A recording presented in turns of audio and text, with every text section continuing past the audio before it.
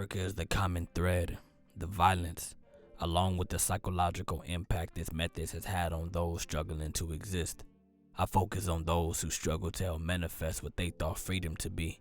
One of my subjects is Khalif Broader, a young man wrongfully accused of stealing a backpack and once released after spending 3 years incarcerated. He became gravely impacted by the psychological scars generated by the violent conditions he was forced to traverse at Rikers Island.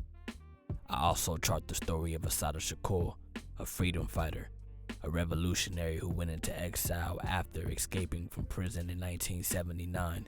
The state convicted her for the murder of a New Jersey state trooper. Her story has served as a reminder for me, a reminder that what we believe in won't be given to us. We must take it.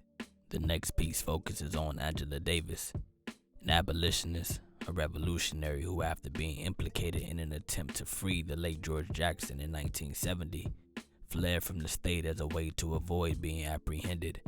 And though she was ultimately captured, she fought and won her case against the state. She has and continues to be both the leader and the educator for us all. Next, I focus on Attica Prison, the home of the Attica Uprising in 1971.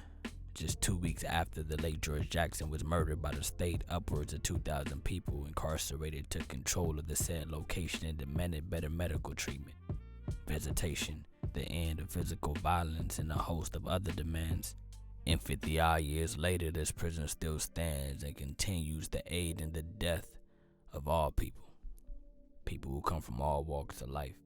And so yes, this work helps to push to the fore what we know to be true, not only historically, but what we know to be true in this very moment, that the state, in all of its methods, specifically and nuancedly speaking to its methods of policing and its methods of incarceration, has always aided in the death of our people, especially those on the front lines, locking arms to help undercut the state and its power.